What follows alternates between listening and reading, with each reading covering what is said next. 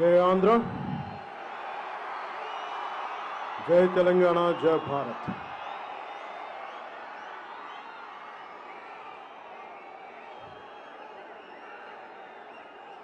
లోకహితం కోరుకునే గో బ్రాహ్మణులకు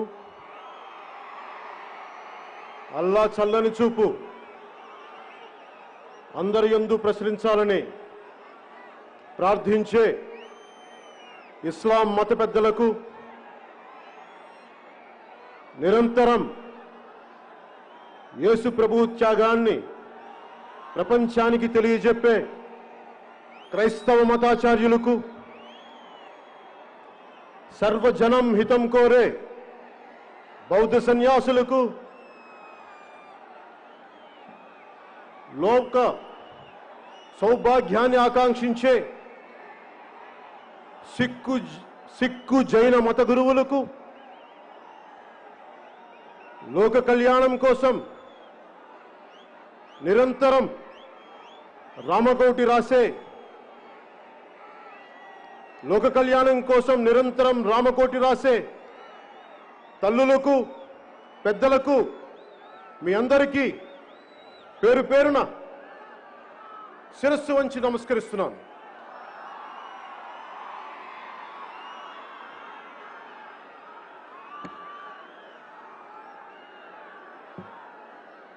రాష్ట్రం నలుమూలల నుంచి, ఆంధ్ర రాష్ట్రం నలుమూలల నుంచి, తెలంగాణ రాష్ట్రం నుంచి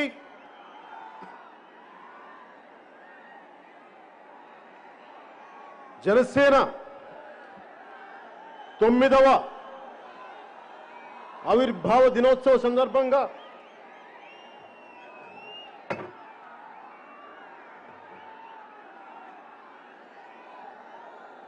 ఆంధ్ర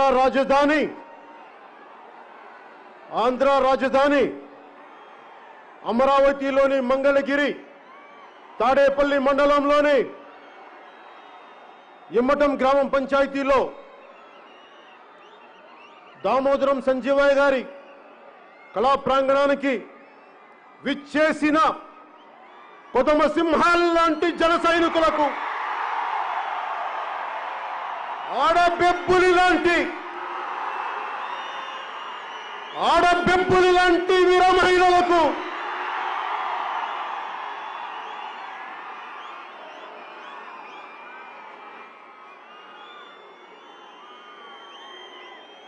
సత్తువతో, ధైర్యంతో, శౌర్యంతో స్థానిక పంచాయతీ ఎన్నికల్లో పోటీ చేసిన సరికొత్త తరం ఎంపీటీసీ అభ్యర్థులకు, పంచాయతీ అభ్యర్థులకు, జడ్పీటీసీ అభ్యర్థులకు, పోటీ చేసిన వారికి, గెలిచిన వారికి ప్రతి ఒక్కరికి నా హృదయపూర్వక నమస్కారాలు తెలియజేసుకుంటున్నాను.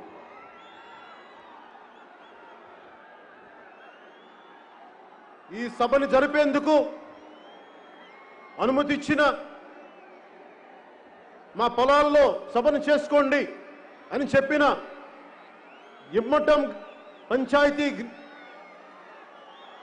రైతు సోదరులకు ముందుగా నా కృతజ్ఞతలు తెలియజేసుకుంటున్నాను.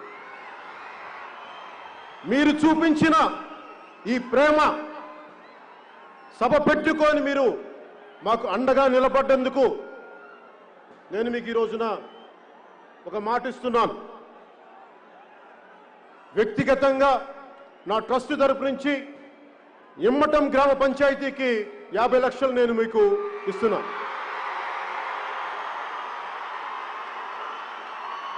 మా జనసేన నాయకుల ద్వారా మంగళగిరి మన పార్టీ ఆఫీస్లో ఒక ప్రోగ్రాంలో పంచాయతీకి రైతు పెద్దల ద్వారా గ్రామ పంచాయతీకి అందజేస్తాను. అలాగే సభ నిర్వహణకి అనుమతి ఇచ్చిన పోలీస్ అధికారులకి, ట్రాఫిక్ క్రమబద్ధీకరణ చేసిన పోలీస్ అధికారులకి, సోదరులైన మా పోలీస్ కానిస్టేబుల్స్ కి, తోటి భీమ్లా నాయకులైన మా ఎస్ఐలకి,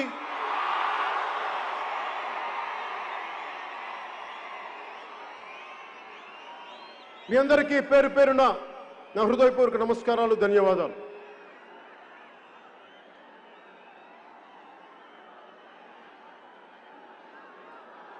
పార్టీ మొదటి నుంచి నిలకడగా వెన్నంటే పార్టీ కార్యక్రమాలను చూసుకుంటూ party programmes committee chairman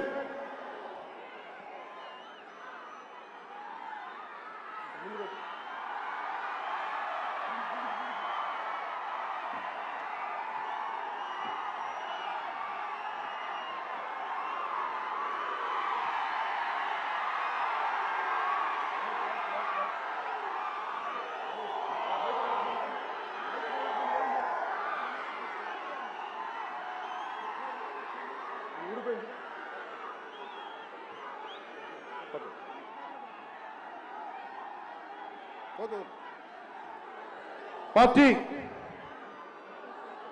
programmes committee chairman K K గారికి 12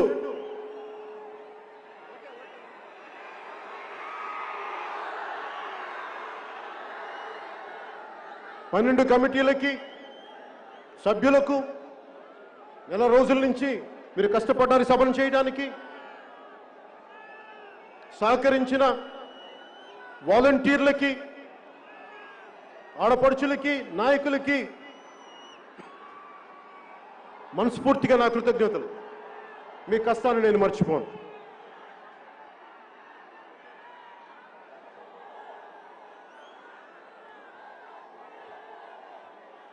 రాష్ట్ర క్షేమం, రాష్ట్ర అభివృద్ధి బాగుండాలని నిరంతరం కృషి చేస్తున్న పత్రికాధిపతులకి, జర్నలిస్ట్ సమాజానికి, ఎలక్ట్రానిక్ మీడియా రంగానికి, సామాజిక మాధ్యమాల్లో నిష్పక్షపాతంగా అభిప్రాయాలు తెలియజేస్తూ, సూచనలు తెలియజేస్తూ ఉన్న రాజకీయ విశ్లేషకులకి, సీనియర్ జర్నలిస్టులకి నా హృదయపూర్వక నమస్కారాలు. జనసేన మద్దతుదారులకి, ఆశేష ప్రజానీకానికి, ప్రసార మాధ్యమాల్లో, సామాజిక మాధ్యమాల్లో ప్రపంచం మొత్తం వీక్షిస్తున్న తెలుగు వారికి, ప్రతి ఒక్కరికి పేరు పేరున నా హృదయపూర్వక నమస్కారాలు. పార్టీ ఎప్పుడు నిర్మాణం ఎలా ఉంటుంది అని చాలా సంవత్సరాల నుంచి ప్రశ్నిస్తే, ఈ రోజున ప్రతి జిల్లాలో అధ్యక్షులు, మా జిల్లా అధ్యక్షులకి, మండల అధ్యక్షులకి, కార్యవర్గానికి పేరు పేరున ప్రతి ఒక్కరికి నా హృదయపూర్వక నమస్కారాలు. మా జనరల్ సెక్రటరీస్కి పేరు పేరున ప్రతి ఒక్కరికి నా హృదయపూర్వక నమస్కారాలు. పిఏసి సభ్యులకి నా హృదయపూర్వక నమస్కారాలు. రాజకీయాల పట్ల దేశభక్తి పెంపొందించుకునే సమయంలో నాకు సరైన మార్గం చూపించిన మా సోదరుడు, నేను ఈ రోజున రాజకీయాల మీద, పాలసీ మీద అవగాహన ఎంతో కొంత మాట్లాడుతున్నానంటే దానికి కారణం నాగబాబు గారు. ఆయన నెల్లూరులో లా కాలేజ్ చదువుకుంటున్న సమయంలో, విఆర్ లా కాలేజ్లో ఆయన ఇచ్చిన ఒకే ఒక పుస్తకం నాకు చాలా ప్రేరణ. We the people, we the nation అని, నాని పాల్కీవాలా గారు. అది నాకు ఒక బైబిల్ అయిపోయింది. సో దాని స్ఫూర్తిని నింపుకొని ఈ రోజున బలంగా మీ ముందున్నానంటే దానికి కారణం ఆయన ఇచ్చిన నాకు ఒక మంచి పాఠం. అలాంటి సోదరులు నాగబాబు గారికి నా హృదయపూర్వక నమస్కారాలు. గెలిచినా ఓడినా ప్రయాణం నీతోనే, జనసేనతోనే అని చెప్పిన ఉమ్మడి రాష్ట్ర సభాపతి, ఉమ్మడి రాష్ట్ర మాజీ సభాపతి, పిఎస్సి చైర్మన్, సీనియర్ రాజకీయ నాయకులైన పెద్దలు శ్రీ నాదెండ్ల మనోహర్ గారికి నా హృదయపూర్వక నమస్కారం.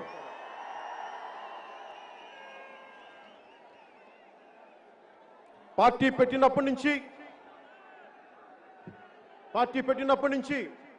పార్టీ పెట్టక ముందు నుంచి కూడా 2008 నుంచి కూడా నా వెన్నంటే ఉన్న హనీఫ్కి, శంకర్ గౌడ్ గారికి, జనసేన పార్టీ ఉపాధ్యక్షులు మహేందర్ రెడ్డి గారికి, తెలంగాణ కార్యవర్గానికి,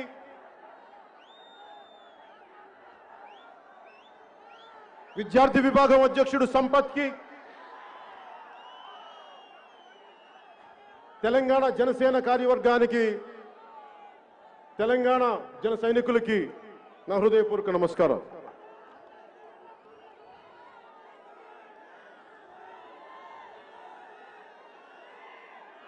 ఈ 9వ ముఖ్య అంశాల్లోకి వెళ్ళబోయే ముందు ఒకసారి మన గురించి మనం విశ్లేషించుకుందాం. ముఖ్యంగా ఈ సందేశం జన సైనికులకు, క్రియాశీలక కార్యకర్తలకు, వీర మహిళలకు నా చిన్న సందేశం. మనం ప్రేమించే వ్యక్తి మీద అభిమానం, ప్రేమ పక్కవారికి ఇబ్బంది కలిగించకుండా ఉండాలి. ఆ వ్యక్తి మీద ప్రేమ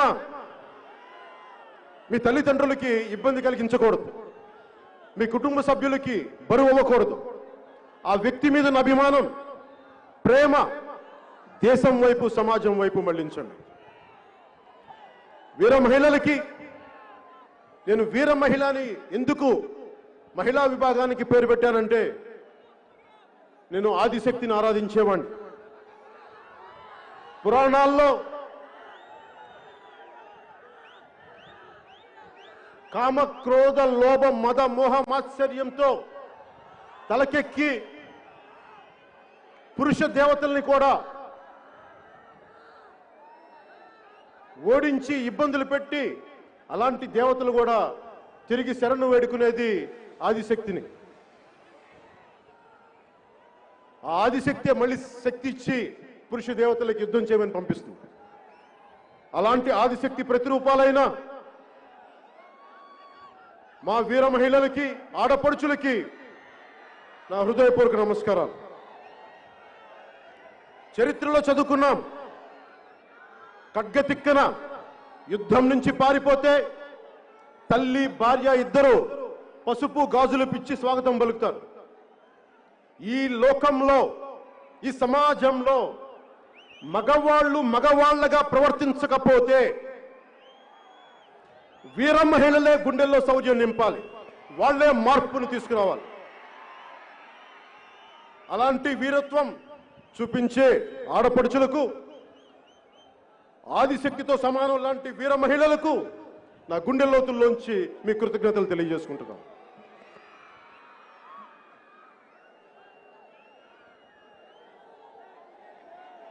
స్వాతంత్రోద్యమ స్ఫూర్తితో, తెలంగాణ సాయుధ పోరాట స్ఫూర్తితో రాజకీయాల్లోకి వచ్చిన వాడిని.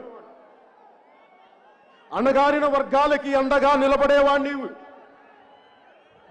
అందుకనే అందరూ మర్చిపోయినా, దశాబ్దాలుగా అందరూ మర్చిపోయినా అణగారిన వర్గాల నాయకుడు దామోదరం సంజయ్ గారికి ఈ ప్రాంగణానికి వారి పేరును పెట్టాం. మేము మర్చిపోలేదు, ఎవరన్నా మర్చిపోనివ్వండి, అందరూ మర్చిపోనివ్వండి, దామోదరం సంజయ్ గారిని మేము గుండెల్లో పెట్టుకుంటాం. ఆయన స్ఫూర్తిని రాజకీయాల్లో కొనసాగిస్తాం. అణగారిన వర్గాలకి అండగా ఉండేవాడిని. అలాగే అన్ని వర్గాల ప్రజలకి, వారి అభివృద్ధికి చేదోడు వాదోడుగా ఉండేవాడిని. అందరూ బాగుండాలని కోరుకునేవాడిని. తెలంగాణ సంస్కృతిలో భాగమైన అలాయి బలాయి అని ఒక సంస్కృతి ఉంది. ఆత్మీయ ఆలింగనం అంటాం. ఒకే ఊర్లో ఉండి ఇరుగు పొరుగుండి గొడవలు పడతాం, మాట అనుకుంటాం. కానీ ఒక్క దసరా రోజున మటుకు అందరం దగ్గరికి వచ్చి ఒక చిన్న మాట అనుకున్నాం, ఇంకోటి అనుకున్నాం. ఆ దసరా రోజున జమ్మి చెట్టు ఆకులు ఇచ్చి ఒకళ్ళనొకళ్ళు ఆత్మీయ ఆలింగనం చేసుకుంటారు. అలాగే రాజకీయాల్లో కూడా ప్రజా సమస్యల కోసం చాలా ఒక మాట అనుకుంటాం. కొన్నిసార్లు స్థాయి దాటే మాటే అనుకుంటాం. అలా అనుకున్నప్పుడు తిరిగి ఇది రాజకీయాల్లో విభేదాలు ఉంటాయి తప్ప వ్యక్తిగత ద్వేషాలు ఉండకూడదని నమ్మేవాడిని. నాకు ఈ అలాయ్ బలాయ్ స్ఫూర్తిని నాకు తెలియజేసిన సీనియర్ రాజకీయ నాయకులు, మాజీ కేంద్ర మంత్రి, హిమాచల్ ప్రదేశ్ గవర్నర్గా ఉన్న హిజ్ ఎక్సలెన్సీ బండారు దత్తాత్రేయ గారికి నేను మనస్ఫూర్తిగా నా కృతజ్ఞతలు, నమస్కారాలు తెలియజేసుకుంటున్నాను. అలాగే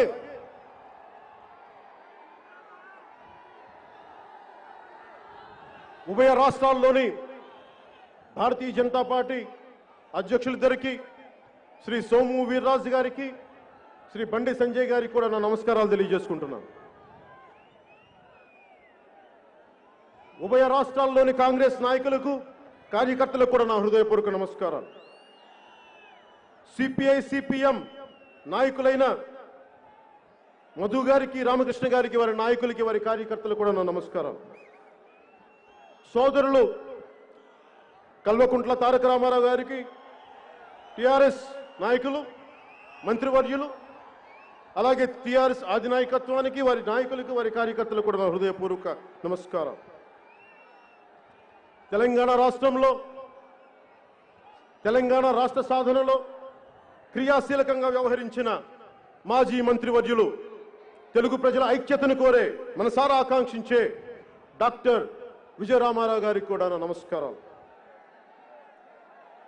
ఉత్పత్తి కులాలైన బీసీలకి, సంచార బీసీ జాతులకి, అణగారిన వర్గాలకి వారు ఆర్థికంగా పరిపుష్టి ఉండాలి, వారు ఆర్థికంగా బలపడాలి అని నాకు ఎంతో చక్కటి బోధన చేసిన, పాఠాలను చెప్పిన, ఓ సమావేశంలో చెప్పిన మాజీ ఎంపీ శ్రీ బూరా నరసన్న గౌడ్ గారికి కూడా నా హృదయపూర్వక నమస్కారం. తెలంగాణ, ఆంధ్ర మేధావులకు, సామాజిక కార్యకర్తలకు కూడా నా నమస్కారం. అలానే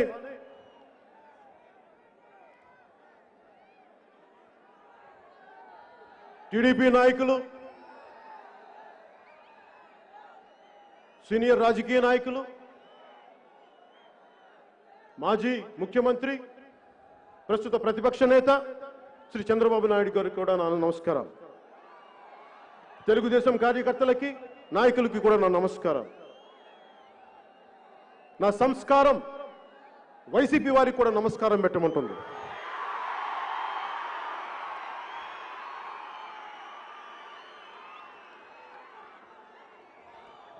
వైసీపీ నాయకులకి, కార్యకర్తలకు కూడా జనసేన 9వ ఆవిర్భావ దినోత్సవ సందర్భంగా మీ అందరికీ నా హృదయపూర్వక నమస్కారం.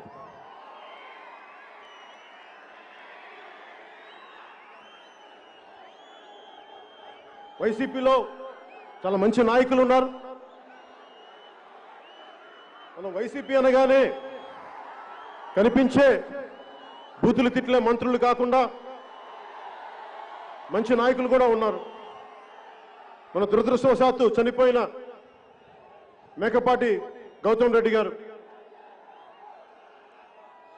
మేకపాటి వారి తండ్రి గారు మేకపాటి రాజమోహన్ రెడ్డి గారికి కూడా నా హృదయపూర్వక నమస్కారం. అలాగే ఇంకొక వైసీపీ నాయకులు, నెల్లూరు జిల్లా నాయకులు ఆనం రామనారాయణ రెడ్డి గారికి కూడా నా నమస్కారం. నాకు చిన్నప్పటి నుంచి తెలిసిన మాగంటు శ్రీనివాసులు రెడ్డి గారికి కూడా నా నమస్కారం. కళాబంధు కాంగ్రెస్ నాయకులు టి సుబ్బరామరెడ్డి గారికి కూడా నా నమస్కారం.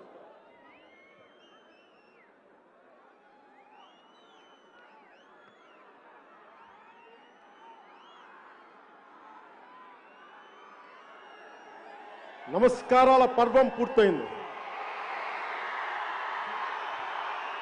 అనుకోవచ్చు ఇంతమందికి నమస్కారాలు అంటే అది జనసేన సంస్కారం.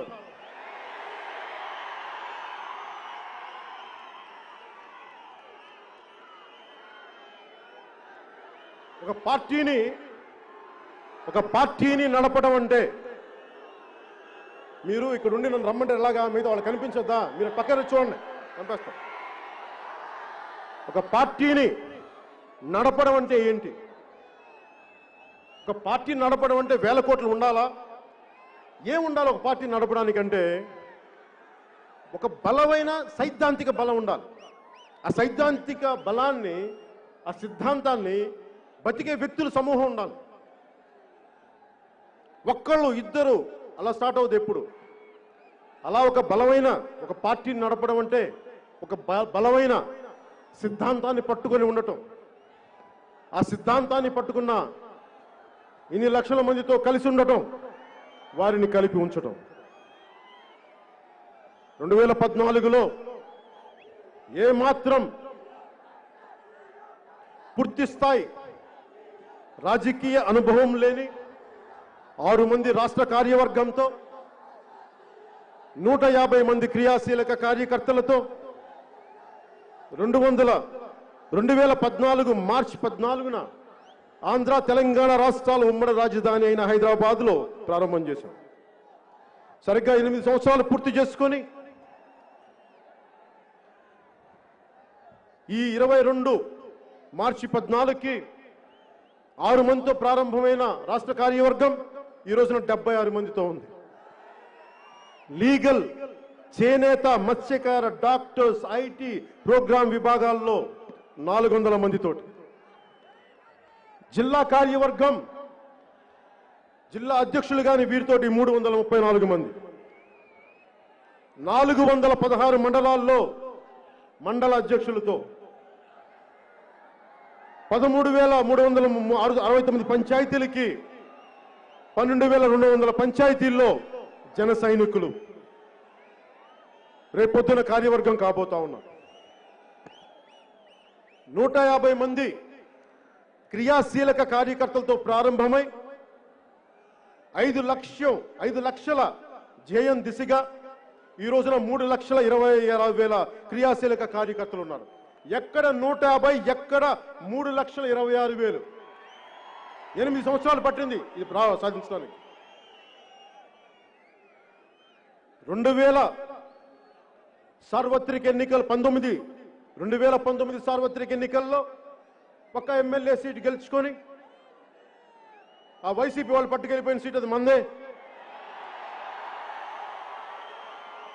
137 సీట్లు మనం పోటీ చేసింది 2019లో 137 సీట్లు. దాని సరాసరి 7.24% ఓటింగ్. పార్టీ గుర్తుల మీద జరిగే స్థానిక సంస్థల ఎన్నికల్లో మనం పోటీ చేసిన వాటిలో సరాసరి 27.4% పెరిగింది. పంచాయతీ ఎన్నికల్లో 60% మంది జనసేన పార్టీ మద్దతుతో బరిలో దిగారు. 60% మంది. మనం సాధించింది 1,209 సర్పంచులు, 1,576 ఉప సర్పంచులు, 4,456 వార్డు మెంబర్లుగా గెలిచారు. రాష్ట్ర వ్యాప్తంగా 2,000 ఎంపీటీసీ స్థానాల్లో జనసేన పార్టీ అభ్యర్థుల్ని పోటీకి నిలిపింది. 180 గెలిచాం. 156 జడ్పీటీసీ స్థానాల్లో జనసేన అభ్యర్థుల్ని నిలబెట్టింది. 2 జడ్పీటీసీ స్థానాలని కైవసం చేసుకుంది. అలాగే విశాఖ కార్పొరేషన్కి, మిగతా మున్సిపాలిటీలకి పోటీ చేసి కార్పొరేటర్లుగాను వార్డు మెంబర్లుగా గెలిచారు. వీటిలో కూడా 27.28% తీసుకురాగలిగాం, సాధించగలిగాం. అలాగే ఈ రోజున పార్టీ సభ్యత్వం 46 లక్షలకి చేరుకుంది. ఇదంతా ఎందుకు చెప్తున్నానంటే పక్క పార్టీలకి గొప్ప విజయంగా కాకపోవచ్చు, కానీ ఒకటి చెప్తున్నా, వైసీపీనే తీసుకుందాం, అది కాంగ్రెస్కి ఇంకొక రూపం. సీనియర్ నాయకులు ఉన్నారు అక్కడ. ఈ ముఖ్యమంత్రి, ఈ నాయకులు, వైసీపీ నాయకుల తండ్రి గారు ఆయన సీనియర్ కాంగ్రెస్ నాయకులు, ముఖ్యమంత్రి ఆయన. తెలుగుదేశం పార్టీ కూడా చాలా పెద్ద మంది, 3.5 దశాబ్దాలుగా ఉన్నది. కానీ జనసేన సీనియర్ నాయకులు ఎవరు లేరు. మీరు, నేనే, ఇంకెవరు లేరు.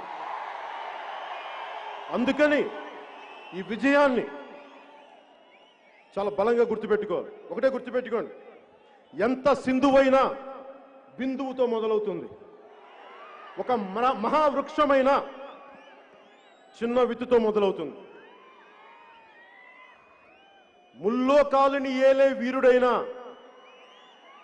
6 అంగుళాల అమ్మ కడుపులోనే మొదలవ్వాలి. 7 నుంచి 27%కి, ఆ 27 నుంచి రేపొద్దున ప్రభుత్వాన్ని స్థాపించే శాతానికి ఎదగబోతున్నాం.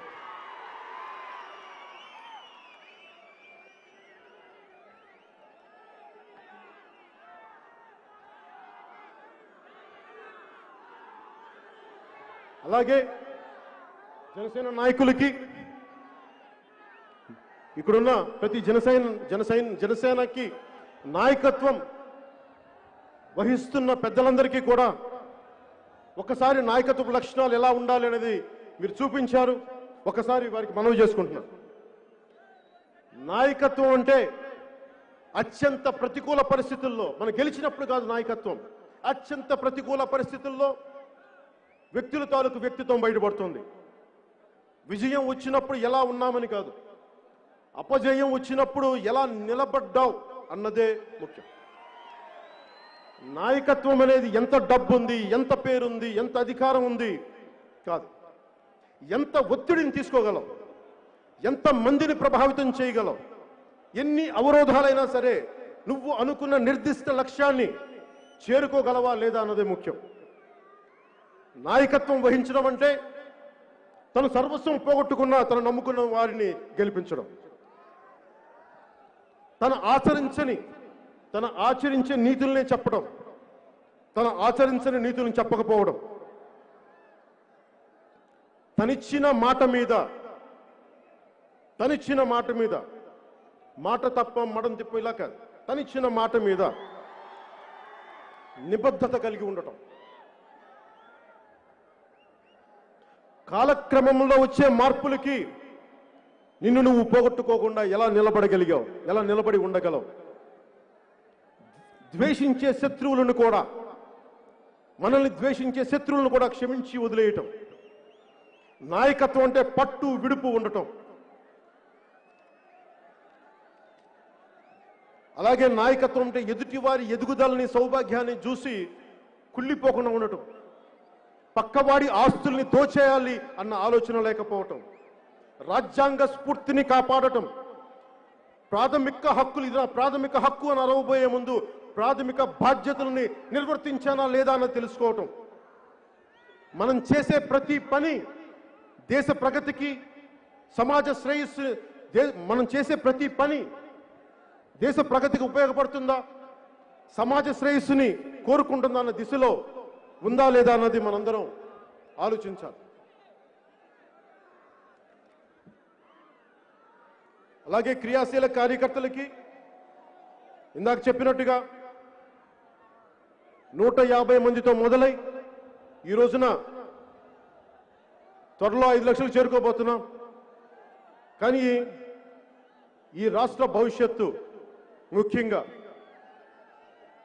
ఆంధ్రప్రదేశ్ బాగుండాలి, చీకట్లోకి వెళ్ళకూడదు అంటే ఈ మీ 5 లక్షల మంది చేతుల్లో ఉంది.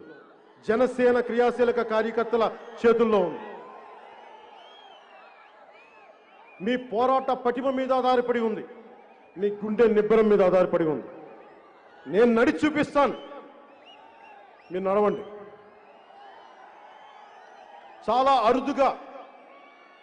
అరుదుగా స్వాతంత్రం రాకముందు ఒక కొత్త తరానికి, జాతికి నిర్దేశించే అవకాశం వచ్చింది.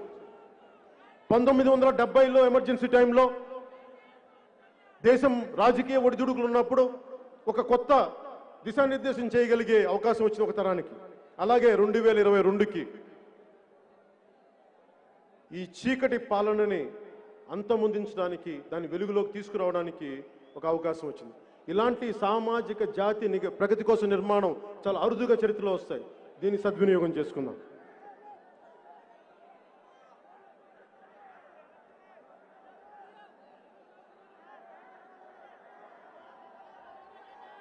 జనసేన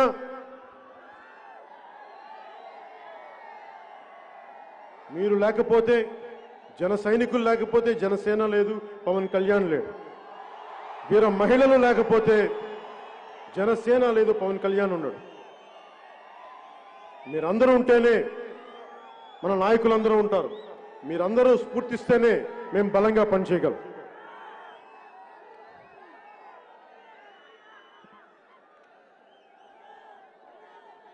చాలాసార్లు చాలా సభల్లో నన్ను అడుగుతూ ఉంటారు, ఎంతసేపు ప్రశ్నించే పార్టీగా ఉండిపోతున్నాం, ఎంతసేపు ప్రశ్నించే పార్టీగా ఉండిపోతున్నాం, మనం ప్రశ్నిస్తాం ఇంకెవరు అధికారం పెడుతున్నారంటే నేను ఒకటే చెప్తున్నాను. ఈ రోజున చాలామంది మన నాయకులు కూడా 2-3 సార్లు సందర్భాల్లో ప్రస్తావిస్తూ ఉంటారు. చాలా సందర్భాలు నేను వింటూ ఉంటాను. ప్రశ్నించడం అంటే తేలిగ్గా తీసుకోకండి. ప్రశ్నించడం అంటే గుండె సత్తువుని పెంచుకోవడం. ప్రశ్నించడం అంటే పోరాటానికి సంసిద్ధంగా ఉండటం. ప్రశ్నించడం అంటే మార్పుకి శ్రీకారం చుట్టడం. ప్రశ్నించడం అంటే ఒక సరికొత్త రాజ్య స్థాపన చేయడం, తద్వారా సుపరిపాలన అందజేయడం. అందుకని దయచేసి ప్రశ్నించడం అనేది తేలిగ్గా తీసుకోకండి. ఇది చాలా బలమైన ఆయుధం. నేను పాటించింది ఏది మిమ్మల్ని అడగను.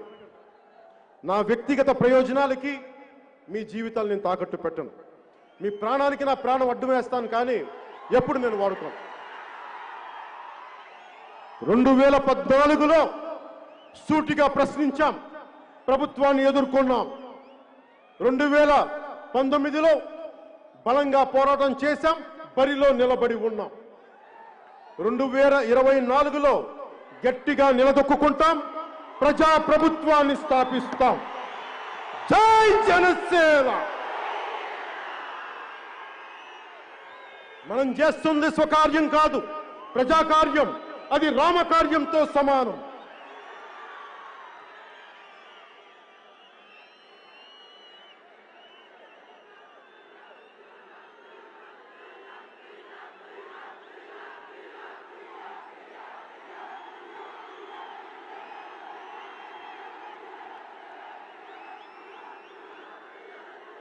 దానికి ఇంకా టైము.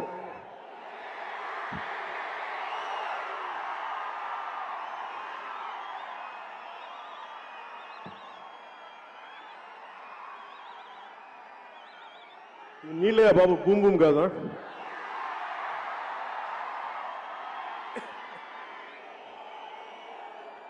సరే, మనం దేనికోసం అయితే వచ్చామో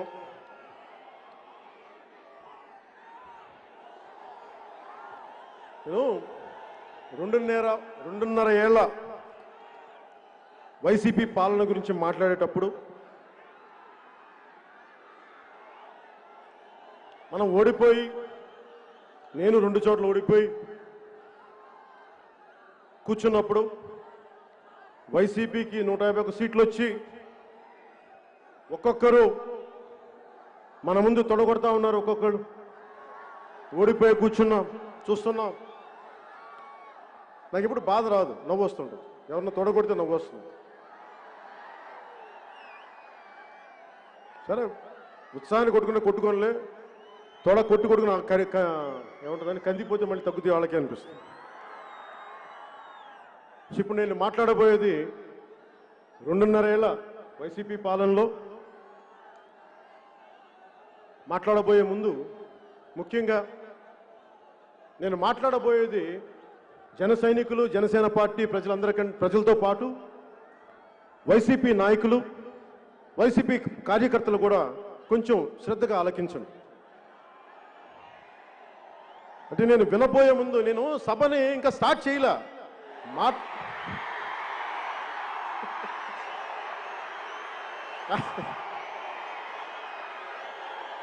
నేను ఎవరో చెప్తా ఉన్నారు, బయలుదేరబోయే లోపు నన్ను వైసీపీ నాయకులు, మంత్రులు తిట్టడం స్టార్ట్ చేశారంట. ఏదో అల్లంపల్లో వెల్లుల్లిపాయ ఏదో ఉంటుంది కదా, వెల్లంపల్లి, వెల్లుల్లిపాయ, బంతి, చామంతి, పూబంతి, గోడ కొడితే తిరిగి రాని బంతి, అవంతి, వీళ్ళేదో మాట్లాడుతున్నారంటే నేను చెప్పా, ఇంకా మాట్లాడలేదు కదా, ఏంటి వాళ్ళు తొందర ఏంటన్నా. సరే, సో బంతి, చామంతి, వెల్లంపల్లి వెల్లుల్లిపై గురించి మళ్ళీ మాట్లాడుకుందాం ఇంత సమయం.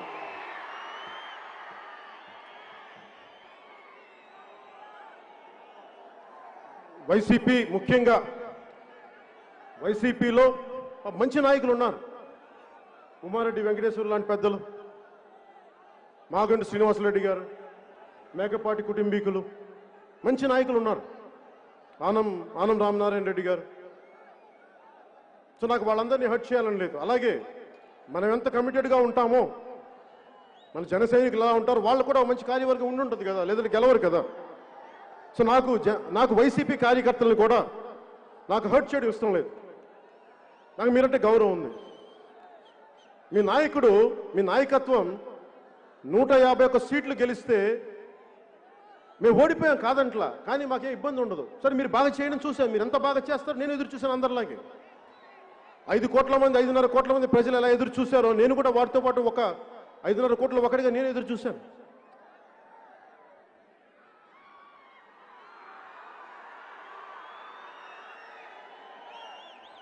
వైసీపీ కార్యకర్తలు కూడా ఆలోచించండి.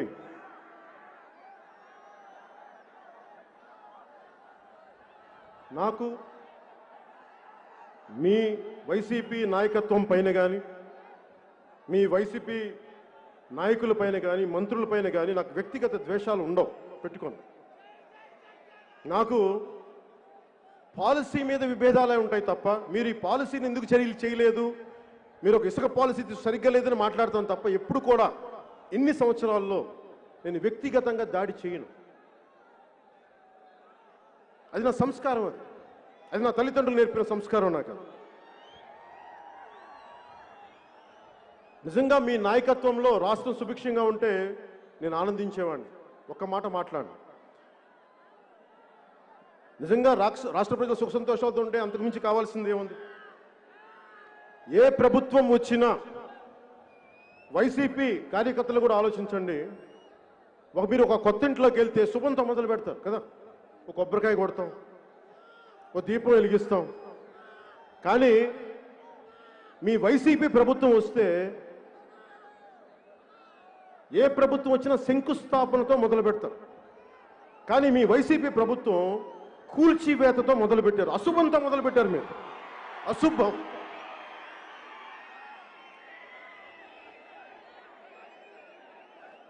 మూడు నెలలకే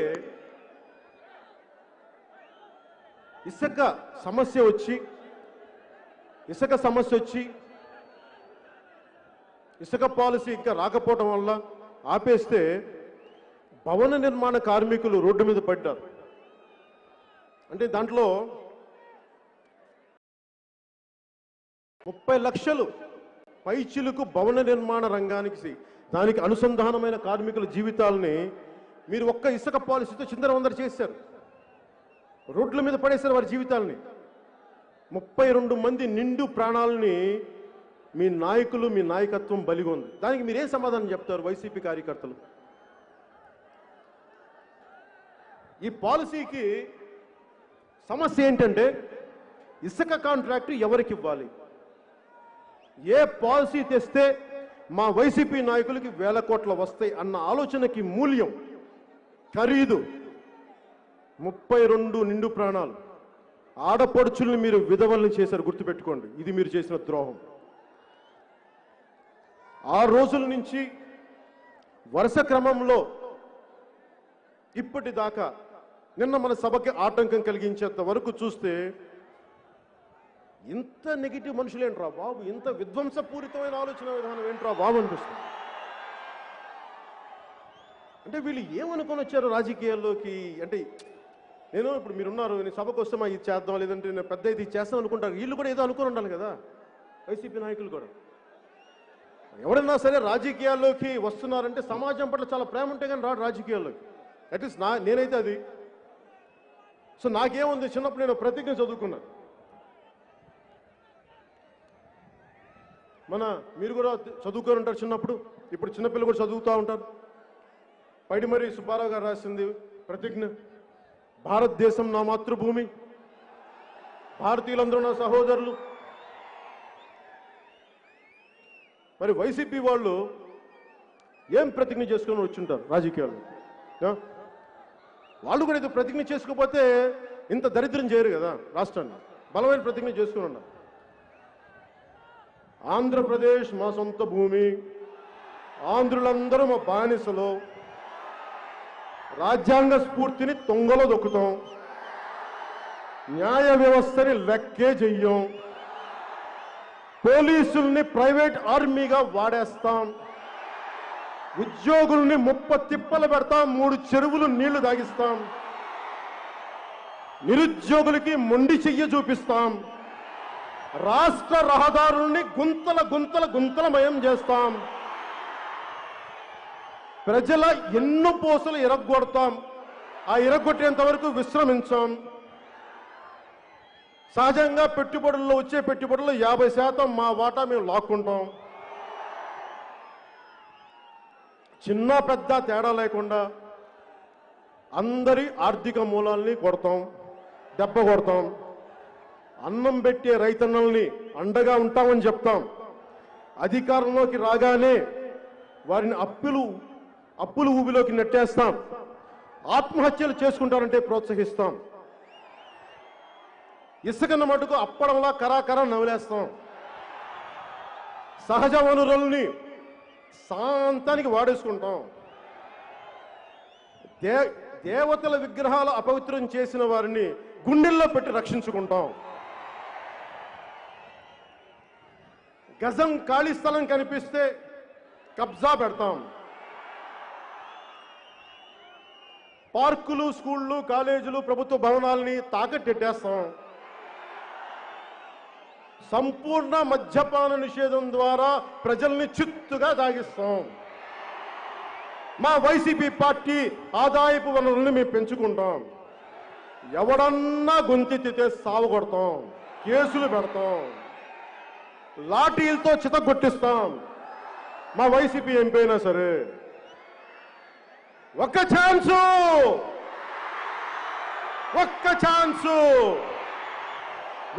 ఛాన్స్ ఇస్తే ఆంధ్రాని 25 ఏళ్ళు వెనక్కి తీసుకుపోతాం.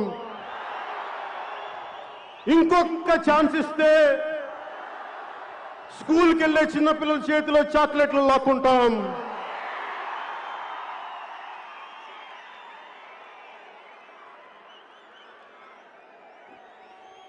ఇదబ్బా వారి ప్రతిజ్ఞ. సో వారి ప్రతిజ్ఞలో రాజ్యాంగ స్ఫూర్తి అంటే ఏంటి అది మాట్లాడుకుందాం. ఫస్ట్ ఒక డెఫినేషన్ ఇచ్చుకుందాం. రాజ్యాంగ స్ఫూర్తి అంటే స్వాతంత్రం విడిపోయిన తర్వాత మన దేశాన్ని ఎలా నడపాలి, మన కులాలు, మన సంస్కృతులు, మన మతాల మధ్యలో ఒక సమతుల్యత ఎలా పట్టుకురావాలి, జాతీయత అనేది ఎలా తీసుకురావాలి, ఇంత విభిన్నమైన సంస్కృతుల మధ్య, భాషా విభేదాల మధ్య దేశంగా ఎలా పటిష్టంగా ఉంచాలి అని పెద్దలు బాబు రాజేంద్ర ప్రసాద్ గారి అధ్యక్షతన, అంబేద్కర్ గారు చైర్మన్గా, అల్లాడి కృష్ణస్వామయ్య గారు లాంటి నిష్ణాతులు, ఎందరో మహానుభావులు దాదాపు 2 సంవత్సరాలు కష్టపడి రాజ్యాంగాన్ని ఇచ్చారు. దాంట్లో అందరికీ మన భారత రాజ్యాంగం మతపరంగా కానీ కులపరంగా కానీ ఎలాంటి వివక్ష చూపించదు.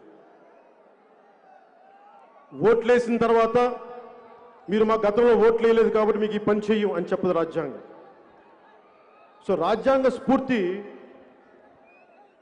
అన్నీ ఏదైతే పిల్లర్స్ ఉన్నాయో, మూల స్తంభాలు, ఈ వ్యవస్థను మేము సంరక్షించుకుంటామని. దీంట్లో సర్దార్ వల్లభాయ్ పటేల్ గారి మాటలు,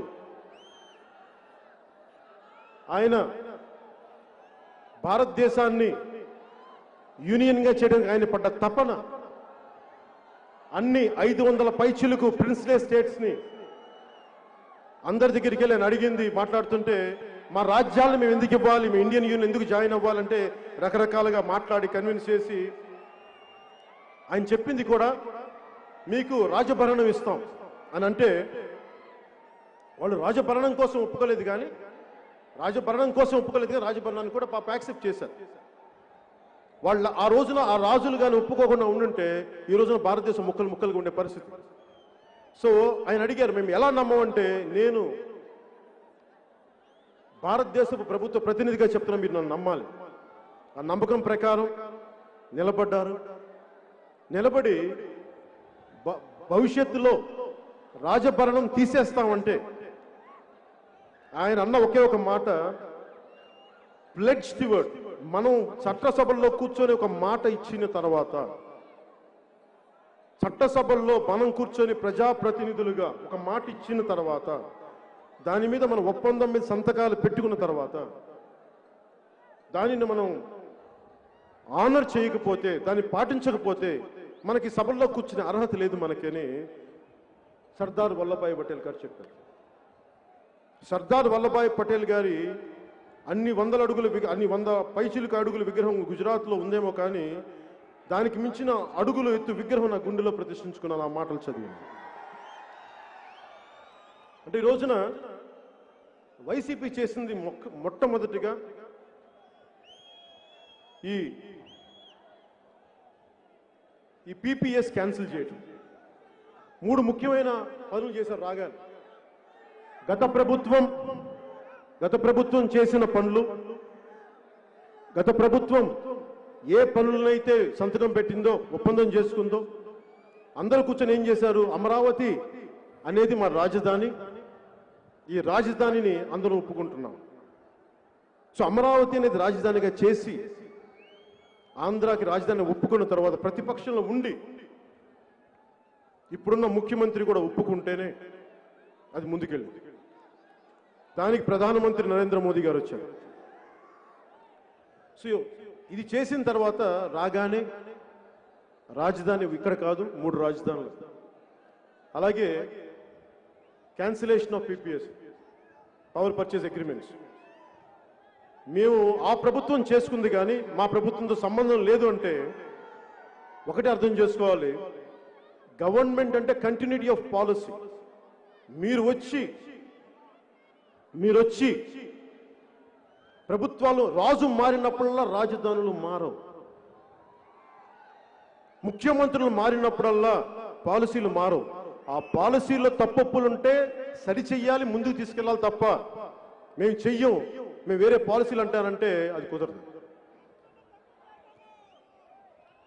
అలాగే ముందుగా అమరావతికి రాజధాని మీదే తీసుకుంటానంటే నేను తెలుగుదేశం పార్టీకి భారతీయ జనతా పార్టీతో కలిసి జనసేన 2014న వారికి మన మద్దతు తెలిపి వారి విజయానికి మన వంతు సహకారం అందించాం. మరి రాజధాని విషయంలో ఇక్కడ పెనుమాక కానీ ఉండవల్లి గ్రామ ప్రజలు కానీ ఇంకా మిగతా గ్రామాల్లోని రైతులందరూ మాకు భూములు ఇవ్వడం ఇష్టం లేదు రాజధాని కంటే, నేను వారి వెంట నిలబడ్డాను. ఆ రోజు నా ప్రభుత్వాన్ని ఒకటే ప్రశ్నించాను, మీరు అంచెలంచెలుగా మీరు రాజధాని నిర్మించండి. ఇది నేను వారికి మద్దతు ఇచ్చిన వ్యక్తిని. నేను మద్దతు ఇచ్చిన ప్రభుత్వానికి నేను చెప్పాను మీరు అంచెలంచెలుగా వెళ్ళండి. నేనే గొంతెత్తినప్పుడు ఈ రోజున 3 రాజధానులు అని చెప్పే వైసీపీ మంత్రులు కానీ వారి నాయకత్వం కానీ ఆ రోజు మీరు ఎందుకయ్యా చెప్పలేదు? మీరు గాడిదలా కాస్తున్నారు. మీరు ఆ రోజున ప్రతిపక్షంలో ఉండి గాడిదలా కాస్తున్నారు మీరు. ఆ రోజే మీ బుర్ర ఏమైంది? మీ బుద్ధి ఎక్కడ ఉంది? ఆ రోజున గాడిదలు కాసే పనులు మీరు ఏం చేస్తున్నారా? ఆ రోజున మీరు ఆ రోజు చెప్పించలేకపోయారా? మీ వైసీపీ నాయకుడు సత్తెనపేట ఏదో నరసరావుపేట మర్చిపోయిన ఆయన నియోజకవర్గం ఏంటో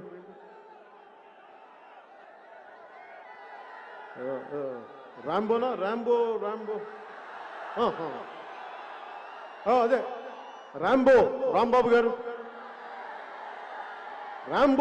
గారు వారి అమ్మాయి పెళ్లికి నన్ను పిలిచినప్పుడు, అప్పుడు వీళ్ళు ప్రతిపక్షం ఉన్నప్పుడు, ఆయన ఓడిపోయినప్పుడు ఆ పెళ్లిలో పక్క తీసుకు చెప్పుండొచ్చు కదా నాకు, కళ్యాణ్ గారు మాకు అది ఇష్టం లేదండి, పోనీ ఏకవచనంతో మర్యాద ఏదో ఒకటి చెప్పండి, మేము 3 రాజధానులు ఆ రోజు చెప్పుండొచ్చు కదా. బిడ్డ పెళ్లికి పిలిచిన వ్యక్తులు ఆ రోజున 3 రాజధానుల గురించి ఎందుకు మాట్లాడలేదు? మీరు ఒక్కళ్ళు మాట్లాడలేదు ఆ రోజున. ఆ రోజు మీరు మాట్లాడిందల్లా ఏ కంపెనీకి ఇస్తున్నారు ఇది అనుకున్నారన్న. పైగా ఇప్పుడున్న ముఖ్యమంత్రి 32,000 కాదు ఇంకొక 1000 ఎకరాలు అదనంగా ఇమ్మన్నారు ఆయన. మరి ఆ 1000 ఎకరాలు ఇక్కడున్న ఈ రామకృష్ణారెడ్డి గారి అనుకుంటా అది చెప్పారు. అలాగే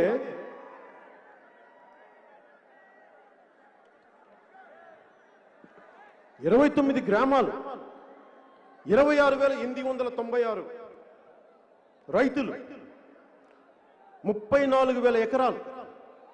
దీంట్లో 32% మంది ఎస్సీ ఎస్టీ, మిగతా వాళ్ళు బీసీలు ఓసీలు. ఆ రోజున సమస్య లేవనెత్తినప్పుడు ఈరోజు వీళ్ళు మాట్లాడుతున్నారు ఎస్సీ వర్గాల వారికి అన్యాయం జరుగుతుందంటే మీకు ఈ రోజుకి యూట్యూబ్లో ఎలాంటి వీడియోస్ దొరుకుతాయి. ఉద్దండి రాయని పాలెం రెవరెండ్ ఆయన దగ్గరికి పోయినప్పుడు ఆయన ఒకటే అడిగాను, సార్ మీరు చెప్పండి, మీకు నిజంగా ఇప్పుడున్న తెలుగుదేశం ప్రభుత్వం మిమ్మల్ని ఇబ్బంది పెడుతుందా? మీకు ఇష్టంతోనే ఇస్తున్నారా అంటే మాకు ఇష్టంతోనే ఇస్తున్నాం, కానీ మాకు మా భూమికి, మా అసైన్ భూములకి కొంచెం ఎక్కువ రేట్లు కావాలని అడిగారు. అది వీడియోలో కూడా ఉంటుంది చూడండి. నేను ఇంత స్పష్టంగా నేను మద్దతు ఇచ్చిన ప్రభుత్వాన్ని ప్రశ్నించగలిగినప్పుడు ఒక్క వైసీపీ నాయకులు మీరు ఎందుకయ్యా ఆ రోజు మాట్లాడేది ఇలాగా? ఆ రోజున 5 ఇంకో 10,000 ఎకరాలు ఎక్స్ట్రా కావాలని చెప్పినట్టుగా చెప్పారు, కానీ 3 రాజధానులని మీరు ఎందుకు చెప్పలేదు? ఆషామాషిగా ఉందా మీకు? 3,000 కోట్ల పైచీలు ఖర్చు పెట్టిన తర్వాత ఇప్పుడు రాజధానులు మారుస్తామంటే ఎవడబ్బు సొమ్మయా ఇది? మీ ఇష్టానికి అమ్మిపాటు దుప్పుతారా మీరు? మీ ఇష్టానికి మార్చేస్తారా? అంటే అడిగేవాడు లేకపోతే మీరు ఏదైనా చేస్తారా? మీరు ప్రశ్నించేవాడు లేకపోతే మీరు ఏదైనా చేస్తారా? అవి జనసేన లేనప్పుడు బాబు, జనసేన ఉన్నప్పుడు అవి దొబ్బం.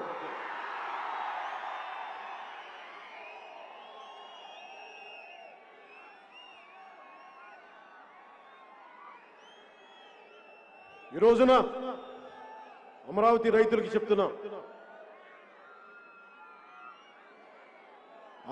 ఆంధ్రప్రదేశ్ రాజధాని అమరావతి, ఎక్కడికి వెళ్ళదు. మీ కష్టం, మీ మీద పడ్డ ప్రతి లాఠీ దెబ్బ నా మీద పడ్డట్టు గుర్తుపెట్టుకోండి. నేను ఖచ్చితంగా చెప్పగలను, అమరావతి ఇక్కడి నుంచి కదలదు. అలా అని చెప్పి మిగతా ప్రాంతాలను వదిలేస్తామని కాదు. మీకు ఇచ్చాం మాట, చట్టసభల్లో మాట ఇచ్చారు.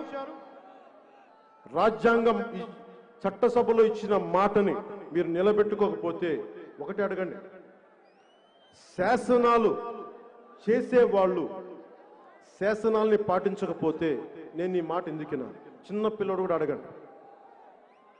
అంటే మీరు శాసనాలు చెప్తారే తప్ప పాటించరా? అవన్నీ కుదరవు. అలాగే అమరావతి రాజధాని నేపథ్యంగా న్యాయ వ్యవస్థకి ఇలా అరుపుల వల్ల ఇలా అరుపుల వల్ల ఏం ప్రయోజనాలు రావు. ఆగండి, మీకు ఇదే ఈ ఉత్సాహం తగ్గించుకోండి. ఈ అరుపుల వల్ల ప్రయోజనాలు ఏం రావు. ఆగండి, కూర్చో. నాకు ఆనందం రాదు, కూర్చో. ఈ అమరావతి నేపథ్యంలో న్యాయ వ్యవస్థను కూడా తప్పుపట్టే స్థాయికి వెళ్ళిపోయింది వైసీపీ ప్రభుత్వం. న్యాయ వ్యవస్థని కూడా, ఈ దేశానికి మూల స్తంభాలైన న్యాయ వ్యవస్థ, అందులోని వ్యక్తులు వ్యక్తిగతంగా నీకు నచ్చచ్చు నచ్చకపోవచ్చు, కానీ వ్యవస్థను మటుకు ప్రశ్నించే హక్కు లేదు. ఆంధ్రప్రదేశ్ ప్రభుత్వాన్ని తిట్టే హక్కు నాకు, ప్రభుత్వ వ్యవస్థను తిట్టే హక్కు లేదు, వ్యక్తులను తిట్టే హక్కు ఉంది నాకు. వైసీపీకి కూడా మీకు తెలుసుకోవాల్సింది, వ్యక్తులను మీరు దాడి చేస్తూ ఉన్నారు. ఈ పద్ధతి మీరు చేసుకుంటే ఏమవుతుందంటే, మీ చట్టాలు మీరే పాటించినప్పుడు మీకు న్యాయ వ్యవస్థను ప్రశ్నించే హక్కు మీకు ఎక్కడదయా? మీకు వాడు ఎలాంటి మాటలంటే, ఎంత ఒళ్ళు పొగరం మాటలంటే, ముఖ్యంగా అందరూ చెప్పట్లేదు వైసీపీ నాయకులు, దయచేసి ఈ చూస్తున్న వాళ్ళు కూడా మీరు దయచేసి అర్థం చేసుకోండి. నేను వైసీపీ నాయకులు అంటున్నానంటే మాట్లాడిన నాయకుల గురించే మాట్లాడుతాను. మాట్లాడిన నాయకుల మీద నాకు గౌరవం ఉంది, నేను మీ గురించి మాట్లాడలేదు. ఒక్కొక్కళ్ళు ఏం మాట్లాడారంటే, హైకోర్టు ఒక పార్టీ బ్రాంచ్ ఆఫీస్గా మారింది. అసలు ఎలా తిట్టారంటే, తిట్టి సోషల్ మీడియాలో తిట్టడం, బూతులు తిట్టడం, అమెరికాలో కూర్చొని తిట్టించడం,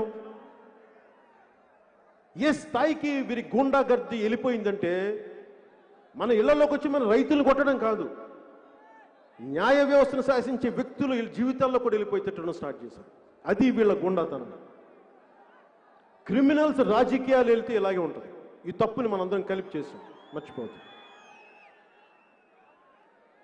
నిజానికి ఎంత విసిగిపోయిందంటే కోర్టు కూడా, పోలీసు సంగతి కూడా చెప్తాను. పోలీసు వ్యవస్థ కూడా ఏం చేయగలను, నేను పోలీసు పెట్టను. నేను ఇదే మాచర్ల గురజాల్లో మా నాగబాబు గారికి కూడా తెలుసు, నాగబాబు గారు కూడా పెరిగారు. నేను కూడా గుంటూరు బాపట్లో పుట్టినోండి, గుంటూరు కారం తిన్నోండి కూడా. పౌరుషం ఉండదా?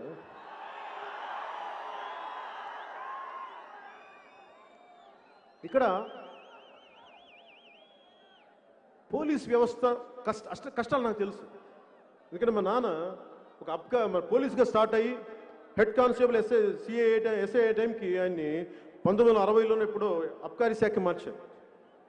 సో ఆయన ఒక అధికారిగా, ఒక ప్రభుత్వ అధికారిగా, అబ్కారీ శాఖ అధికారిగా కొంత నాకు తెలుసు ఆయన కష్టాలు ఎలా ఉంటాయి. అందుకని పోలీస్ డిపార్ట్మెంట్ మీద ఒకసారి వారి ప్రవర్తన మనకి నచ్చకపోవచ్చు, అది వారి వ్యక్తిగతం కాదు. పోలీస్ వ్యవస్థ అనేది ప్రభుత్వానికి ఉపాంగం.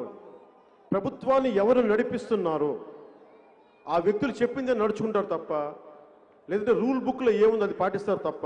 ఎక్కువ మంది, ఒకరిద్దరు ఉండొచ్చేమో అలా కూడా, నేను వాళ్ళ గురించి మాట్లాడలేదు. ఎక్కువ శాతం మంది ఈ పోలీస్ వ్యవస్థను కూడా నలిపేశారు.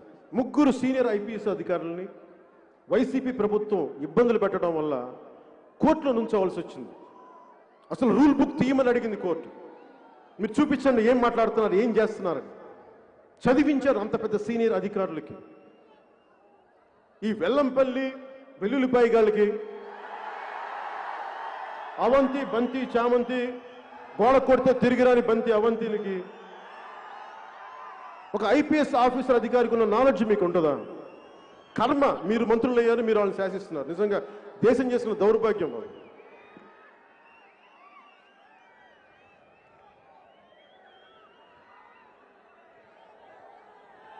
అందరూ ఈ వైసీపీ పాలనలో ముందస్తుగా పారిశ్రామికవేత్తలు దెబ్బతింటంతో పాటు రైతులు పొట్ట మీద కొట్టారు. ఫస్ట్ అమరావతి రైతుల మీద ఏంటి అన్యాయం అని ప్రశ్నించేందుకు న్యాయ వ్యవస్థ మీద తిరగబడ్డారు. వీళ్ళు దాడులు చేశారు.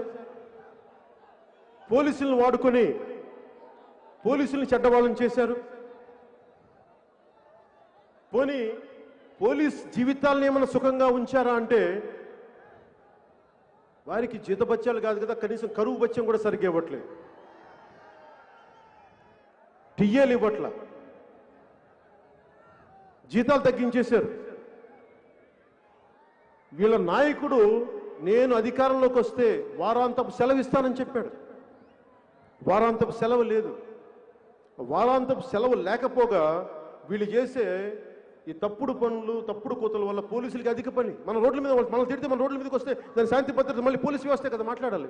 ఆ ఉన్న సెలవు కాదు కదా, 12 గంటల పనికి వాళ్ళు 24 గంటల పనులు చేస్తారు పోలీసు, ఈ వైసీపీ ప్రభుత్వం. ఇవన్నీ కాకుండా మీరు చూస్తే మనం ఎవరన్నా సరే ఇక్కడున్న ఒక ఆడబిడ్డ కానీ, ఒక సగటు వ్యక్తి ఎవరైనా సరే ఇక్కడ మనందరంలో ఒక వ్యక్తి కనుక మనం ఒక పోలీస్ కానిస్టేబుల్ని చొక్కా పట్టుకోగలం, ప్రశ్నించగలం, కానీ భయపడతాం కదా మనందరం. కానీ వైసీపీ నాయకులకి ఆ భయం లేదు. సిఐ ర్యాంక్ అయినా సరే చొక్కా కాలర్ పట్టుకుంటారు. చిత్తూరులో ఒక సిఐని కాలర్ పట్టుకున్నారు. ఇంకో సిఐని విశాఖ ఒక పీఠంలో చొక్కా విప్పి కొడతామని వాళ్ళ మంత్రి ఒకటి బెదిరిస్తాడు. అలాగే కృష్ణలంక మన స్టేషన్లో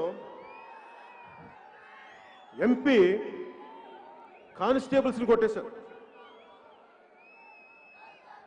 ఇది ఎలా ఉంటుందంటే, నేను ఒక పోలీస్ బిడ్డగా చెప్తున్నా, ఇదే దెబ్బ నా తండ్రికి తగిలితే నా తండ్రి కళ్ళలోకి నేను ఎలా చూస్తాను? మా తండ్రి విధి నిర్వహణ చేస్తుంటే ఒక తప్పుడు ఎమ్మెల్యేనో, ఎంపీనో, గూండానో, ఎమ్మెల్యేనో మా తండ్రిని కొడితే ఏంటిది అనిపిస్తుంది కదా.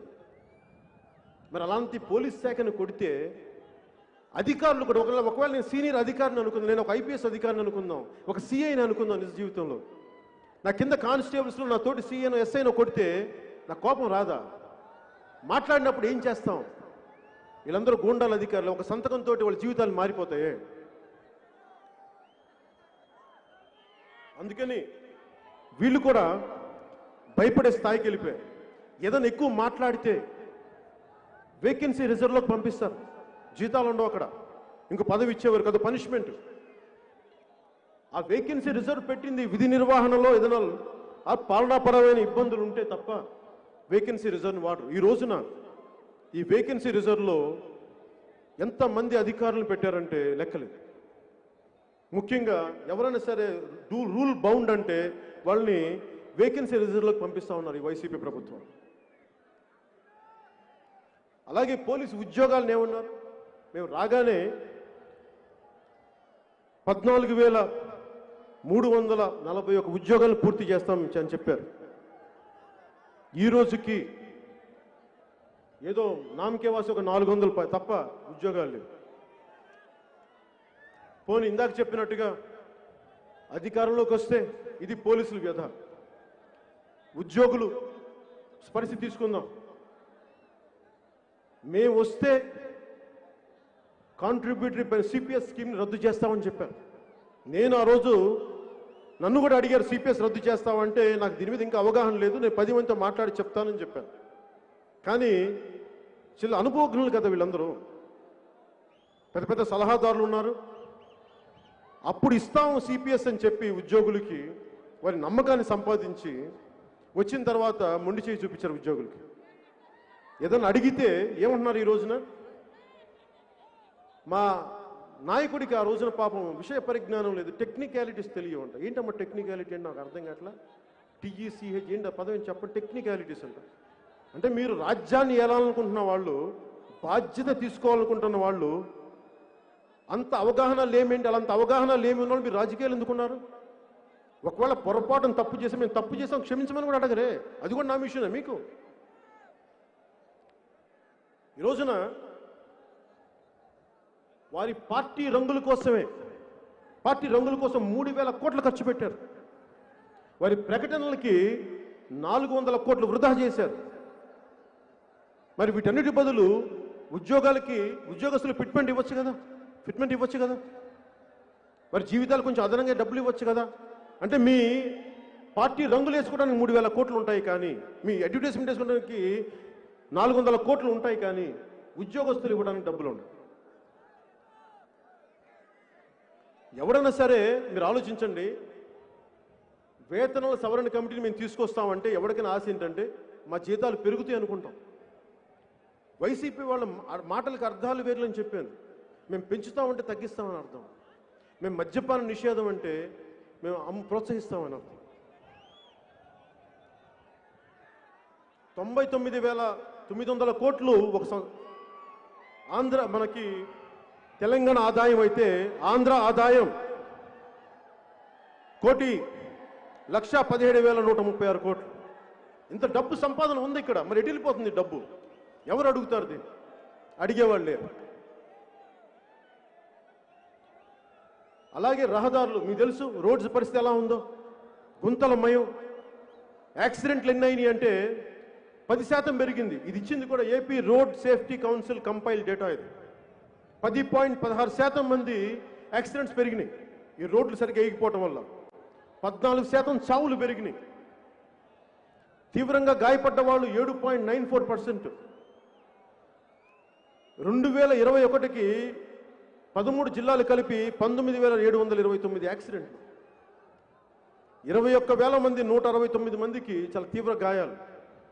8,553 మంది చనిపోయారు రోడ్లు వేయకపోవటం. అంటే 10% పెరిగిపోయింది రోడ్ల యాక్సిడెంట్.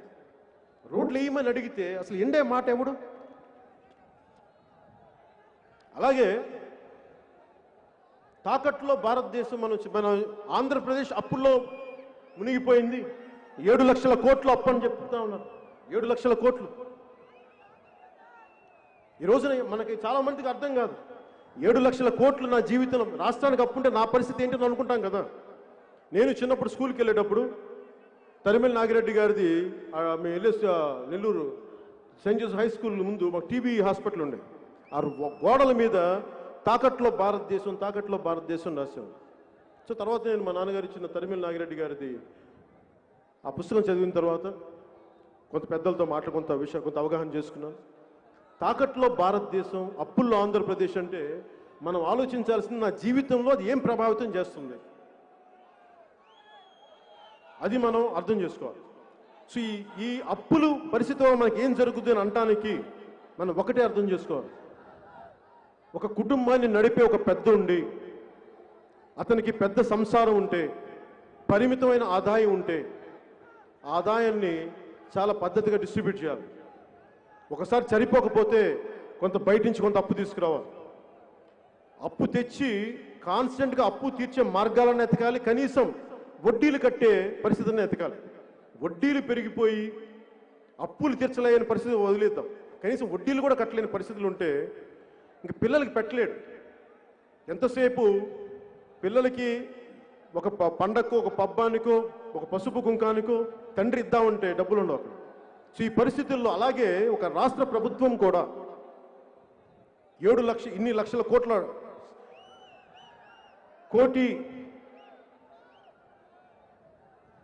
కోటి పైన ఆదాయం ఉండి, 1,00,000 కోట్ల పైన ఆదాయం ఉండి దీనిని సద్వినియోగం చేయట్లేదంటే ఎక్కడో తప్పు జరుగుతున్న అర్థం.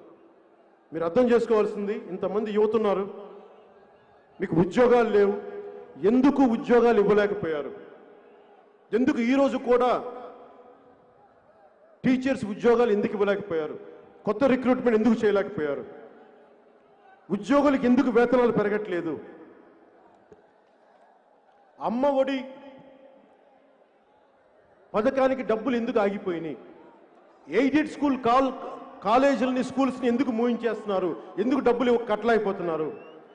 ఆరోగ్యశ్రీ పథకాన్ని ఎందుకు మంచం ఎక్కించేశారు?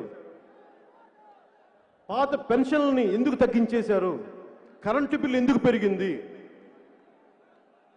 ఇది ఆలోచిస్తే వీరు అప్పులు చేయటం వల్ల, వీరు రకరకాల విధానాలకి అప్పులతో పాటు మనం చేయడం పరిశ్రమ అభివృద్ధి ఉండాలి కదా.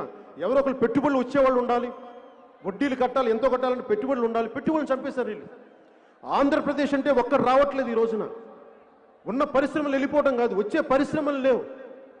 ఉన్న పరిశ్రమల్ని కూడా పంపించేస్తూ ఉన్నారు. ఉదాహరణకి అమర్రాజా బ్యాటరీసే ఉంది.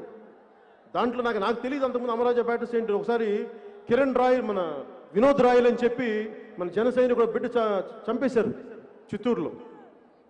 ఆ బిడ్డ వాళ్ళ తండ్రి Amara Raja battery engineer.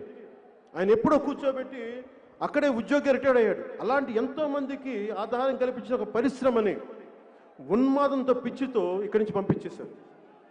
Kia factory అనంతపూర్లో వస్తే వారి అనుసంధానమైన పరిశ్రమ యాన్సిలరీ యూనిట్స్ రావాల్సిన వీళ్ళు చేసిన, వైసీపీ చేసిన గొడవకి వీళ్ళు వెళ్ళిపోయారు. ఇలా ఒక్కటి కాదు, రెండు కాదు, అన్నీ వెళ్ళిపోయారు. నిజంగా ఈ ప్రభుత్వం అధికారంలోకి వచ్చినప్పటి నుంచి చాలా ఇబ్బందులు ఎదుర్కొంటా ఉంది. వీరిని ఎవరు ప్రశ్నించకూడదు. చివరికి జపనీస్ రాయబారి కింజో హిరామత్సు అనే వ్యక్తి కూడా, మీరు ప్రభుత్వాలతో ఒప్పందం చేసుకుంటే మీరు ఆ ఒప్పందాలని ఉల్లంఘిస్తే మేము ఎవరికి చెప్పుకోవాలి, భవిష్యత్తులో పెట్టుబడులు రావు, పెట్టుబడులు రాకపోతే ఉపాధి అవకాశాలు పోతాయి, ప్రజలు దెబ్బతింటారని చెప్పారు. ఈ విధానంలో నష్టపోతే అంతిమంగా పేద ప్రజలు, సామాన్య ప్రజలు. మీరు అర్థం చేసుకోండి, వీరు అభివృద్ధి లేకపోతే 300 యూనిట్స్ కరెంటు దాటిన పేదలకి పథకాలు కట్ చేస్తూ ఉన్నారు. రైతులు ధాన్యాన్ని కొనడానికి డబ్బులు లేవు. ఎస్టీ, ఎస్సీ, బీసీ సకల కార్పొరేషన్లకి రుణాలు ఇవ్వలేని పరిస్థితుల్లో ఉన్న కార్పొరేషన్ నిధులను వేరే చోటకి తరలించేస్తూ ఉన్నారు. ఈ రోజున పంచాయతీ, గ్రామ స్వరాజ్యం, గ్రామానికి గ్రామాలే పట్టుకొమ్మలు దేశానికంటే ఈ పంచాయతీలు డబ్బులు లేవు. ఈ రోజున డ్రైనేజీలు బాగు చేయించలేరు. వేతనాలు సవరణ అంటారు, డబ్బులు లేవు దానికి. మద్య నిషేధం అని చెప్పారు, మద్యం మీద కోట్లు సంపాదిస్తూ ఉన్నారు. టీడీపీ ప్రభుత్వంలో ఉన్నప్పుడు 59,000 కోట్ల మద్యం మీద ఆదాయం వస్తే 2.5 ఏళ్లలోనే మద్య నిషేధం విధించి 45,000 కోట్లు సంపాదించారు. టీడీపీ రికార్డు బ్రేక్ చేశారు 2.5 సంవత్సరాలు. ధరలు పెంచితే మద్యం తాగేవాళ్ళు తగ్గిపోతారని చెప్పి ఒక దరిద్రపు నీచ నికృష్టమైన ఒక హీన వాదన ఒకటి వినిపిస్తారు. డబ్బులు పెంచితే ఎవడైనా సరే వ్యసనాన్ని నియంత్రించగలరా, నిర్మూలించగలరా? పైగా ఈ నాసిరకం లిక్కర్ ఒకటి అమ్ముతారు. దానివల్ల ఈ మధ్యనే మనకి జంగారెడ్డిగూడెంలో 812 మంది చనిపోయారు ఇలిసిట్ లిక్కర్ తాగి. ఇండియన్ మేడ్ ఫారిన్ లిక్కర్ అంటాం కదా, IMFL అని. అది కాదు, ఇడుపులపాయ మేడ్ ఫారిన్ లిక్కర్.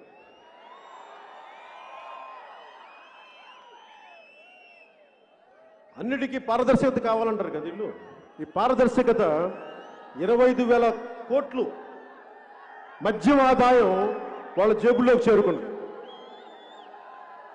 ప్రభుత్వం వైన్ షాపులు నడుపుతోంది. ప్రభుత్వం పాఠశాలలు నడపాలి. ప్రభుత్వం ఉపాధి అవకాశాలు పెంచాలి, ఉద్యోగాలు చేయాలి. ఈ రోజున మన ప్లేట్లో మనం బిర్యానీ తిందామని అంటుగా వాళ్ళు బాగా సంపాదిస్తున్నారు. దోచేయడంలో అడ్డగోలుకి వెళ్ళిపోయారు. ఈ అప్పు చేసిన డబ్బులు కూడా ఎటో వెళ్ళిపోయినాయి. అమ్మఒడి ఆగిపోయింది, ఇవన్నీ ఆగిపోయినాయి. ఈ రోజున చివరిగా ఆలయాల పరిస్థితి ఎలా ఉంది అంటే, తిరుపతిలో కూడా చేపల మార్కెట్ లాగా 2,000 పెంచేస్తాం, 3,000 పెంచేస్తాం. తిరుపతిని కూడా ఇట్లా చేసేస్తా ఉన్నారు. విగ్రహాలు, రామో విగ్రహవాన్ ధర్మ, నిలువెత్తు ధర్మానికి ప్రతిరూపం రాముడు. అలాంటి విగ్రహాన్ని కొట్టేసి ఈ రోజుకి ఒక్కళ్ళు అరెస్ట్ చేయలేదు వాళ్ళని. అలాగే టీటీడీ సమస్య చూస్తానే ఉన్నాం, ధరలు పెంచేశారు. అసలు ధార్మిక మండలి ఇలాంటి చాలా మంది పదే నన్ను అడుగుతా ఉన్నారు, అసలు ఎండోమెంట్స్ యాక్ట్ మీద మీ ఉద్దేశం ఏంటి? ఈ దేశం సెక్యులర్ దేశమే అయితే ఒక మతానికి ఒక న్యాయం, ఇంకో మతానికి ఇంకో న్యాయం ఏంటి? సెక్యులరిజం అంటే అందరినీ సమానంగా చూడటం కదా. మస్జిదుల మీద కంట్రోల్ లేదు, కంట్రోల్లో పెట్టుకోదు ప్రభుత్వం. చర్చిల మీద కంట్రోల్ పెట్టుకోదు ప్రభుత్వం. హిందూ దేవాలయాల మీద ప్రభుత్వ నియంత్రణ ఏంటి? దీని మీద మాట్లాడాలి అని అంటే ఖచ్చితంగా చెప్తున్నాను, ఈ రోజున దీనిని మేము పరిశీలిస్తాం, దీన్ని అధ్యయనం చేస్తాం, దీంట్లో లోతుపాతులు తెలుసుకుంటాం. టీటీడీ యాక్ట్ని సవరించాల్సి వస్తే, ఈ ఎండోమెంట్స్ యాక్ట్ని సవరించాల్సి వస్తే ఖచ్చితంగా పెద్దలందరితో కూర్చొని మేమందరం కూర్చొని ఒక సమిష్టి నిర్ణయం తీసుకుంటాం.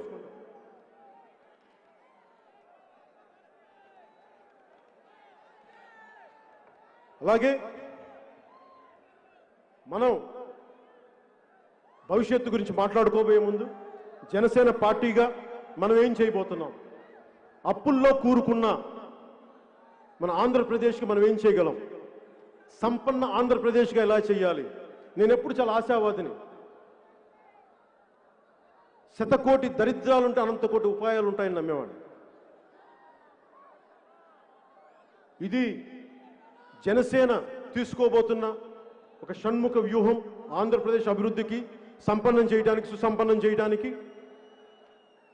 అప్పుల్లో ఉన్న ఆంధ్రప్రదేశ్ రాష్ట్రాన్ని అప్పులు లేని ఆంధ్రప్రదేశ్ రాష్ట్రంగా చేయాలన్నదే నా లక్ష్యం. తద్వారా ఆర్థిక అభివృద్ధి సాధించడమే లక్ష్యం.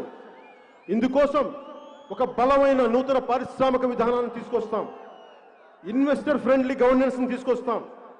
విశాఖని విశ్వనగరంగా, విజయవాడ తిరుపతిని బలమైన హైటెక్ నగరాలుగా తీర్చిదిద్దుతాం. అమరావతి రాజధాని అన్ని వర్గాలకి, అన్ని కులాల వారికి అవకాశాల నివాసం కల్పించే ఒక అభ్యుదయ,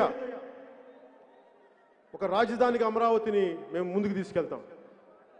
మద్రాసు నుంచి విడిపోయినప్పుడు తెలుగు రాజధానిగా కర్నూలు నగరం ఇచ్చిన కర్నూలు నగరాన్ని రుణం తీర్చుకుంటాం. కర్నూలు జిల్లాకి దామోదరం సంజీవయ్య గారి కర్నూలు జిల్లాగా నామకరణం చేస్తాం, అభివృద్ధి తీసుకుంటాం.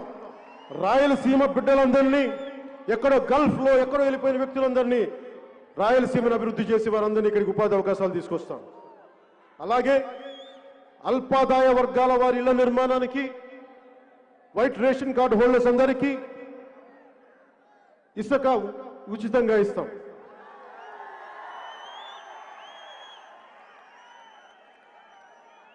అదనపు గదులు నిర్మించుకున్నా కానీ వైసీపీలా కాకుండా మేము ఉచితంగానే ఇసుకేస్తాం, అందరికీ అండగా ఉంటాం. అలాగే జనసేన సౌభాగ్య పథకం కింద దీనికి మటుకు ఒక చిన్న ఇన్సిడెంట్ చెప్పాల్సి వస్తుంది. హుద్ తుఫాన్కి నేను శ్రీకాకుళం పోయినప్పుడు మీలాంటి యువకుడు ఒకడు వచ్చి, అన్న మాకు 2000 కాదు 5000 కాదన్నా, మమ్మల్ని ఏదైనా చెయ్యన్నా, మమ్మల్ని మా కాళ్ళ మీద మేము నిలబడగలిగి మాకు 10 మందికి ఏదైనా ఉపాధి అవకాశాలు ఇచ్చేదైనా పని చేయనని అడిగితే, 25 కేజీలు బియ్యం కాదన్నా, 10 సంవత్సరాల భవిష్యత్తు ఇచ్చే పని చేయన్నా అంటే, ఆ రోజున నేను చెప్తున్నాను, మీకు యువతకి మాటిస్తున్నాను, మీకోసం పెట్టాము ఇప్పది, మీరు అద్భుతంగా ఉండాలి. ఈ విలేజ్ సచివాలయాల్లో ఉండే సులభ్ కాంప్లెక్స్ల్లో కలెక్షన్ చేసే ఉద్యోగాలు కాకుండా అలాంటి ఉద్యోగాలు కాకుండా మీరు స్వయం ప్రతిపత్తి మీ కాళ్ళ మీద నిలబడగలిగేలాగా, మీలాంటి మీ దగ్గర ప్రతిభ ఉంటుంది, డబ్బులు ఉండవు, అలాంటి సామాన్య మీకు ఒక డబ్బు ఇస్తే మీకు ప్రభుత్వం తరపు నుంచి 10 లక్షల రూపాయలు మీకు ఒక బలమైన ప్రతిభ ఉండి, ఐడియా ఉండి, 5 మందికి 6 మందికి ఉపాధి అవకాశం కల్పించే పరిస్థితి, మీరు వ్యాపారం పెట్టుకుంటానని ముందుకొస్తే ఈ 5 సంవత్సరాల్లో 5 లక్షల మందికి సంవత్సరానికి 1 లక్ష చొప్పున 10 లక్షలు మీ బ్యాంకులో వేస్తాం. దీంట్లో బడుగు బలహీన అణగారిన వర్గాలందరికీ ప్రాధాన్యత ఇస్తాం. వ్యవసాయ రంగాన్ని లాభసాటిగా చేయడం నాకు లక్ష్యం. వ్యవసాయ రంగాన్ని చూస్తే పాపం గిట్టుబాటు ధర రాకుండా కష్టపడతా ఉన్నారు, ఏడుపులు కన్నీళ్లు. ఎట్టి పరిస్థితుల్లో రైతు అనేవాడు కన్నీరు పెట్టకూడదు. నేను తిరుగుతాం పొలాల మీద, గట్టుల మీద తిరుగుతాం, రైతులతో మాట్లాడతాం, మీ కష్టాలను అర్థం చేసుకొని వ్యవసాయ రంగాన్ని లాభసాటిగా చేసే రంగంగా చేస్తాం. మద్దతు ధరల్లో ఎట్టి పరిస్థితుల్లో తగ్గకుండా చర్యలు, ఫుడ్ ప్రాసెసింగ్ యూనిట్లు కానీ, వ్యవసాయానికి మూలాధారమైన పంట కాలువలు కానీ, మినీ రిజర్వాయర్లు కానీ, వాటన్నిటినీ ఆధునీకరిస్తాం. అలాగే ఆరోది మన ఆంధ్రప్రదేశ్, మన ఉద్యోగాలు, ప్రభుత్వం ఖాళీగా ఉన్న ప్రతి ఉద్యోగాన్ని జనసేన అధికారంలోకి రాగానే భర్తీ చేస్తాం. నిరుద్యోగుల ప్రయోజనాలని కాపాడటం జనసేన లక్ష్యంగా తీసుకుంది. ప్రైవేట్ రంగంలో కూడా ఏటా 5 లక్షల ఉద్యోగాలు కల్పించే ప్రణాళికలు చేస్తాం. ఉద్యోగులకి వేతన సవరణ, పిఆర్సీ సవరణ చేస్తాం. సిపిఎస్ని ఈ రోజు నేను ఉద్యోగాలు, ఒక ప్రభుత్వ ఉద్యోగి కొడుకుగా మీకు చెప్తున్నాను, సిపిఎస్ని మేము రద్దు చేస్తాం. నేను ఆలోచించాను, మాట్లాడాను, నేను చెప్తున్నా, సిపిఎస్ని రద్దు చేస్తాం, పాత పెన్షన్ విధానాన్ని తీసుకొస్తాం, మీకు అండగా ఉంటాం. అలాగే ముందుకు తీసుకెళ్తున్న సమయంలో, ఈ 2.5 ఏళ్ల సమయంలో స్థానిక సంస్థల ఎన్నికల్లో కానీ మా జన సైనికుల మీద వైసీపీ గూండాలు దాడులు చేసింది.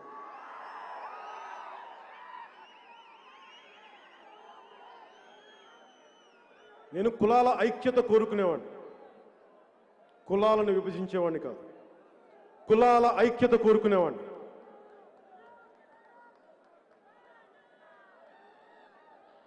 ఈ మాట వైసీపీ నాయకులు ఒకరు, టీటీడీ బోర్డు సభ్యులు, టీటీడీ బోర్డు చైర్మన్